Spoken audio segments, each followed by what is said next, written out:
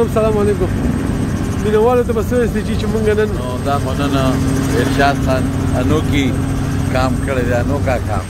ځکه چې نن یې په موږ دپاره په هلیکاپټر کې کوکینګ کړی دی او موږ به نن هلیکاپټر کې د ټول ټوکي چکر لګو او هلیکاپټر کې به ګرځو او ټول به شهر به وګورو دا یو تفریح ده او زه څومره شکریه ادا کوم دا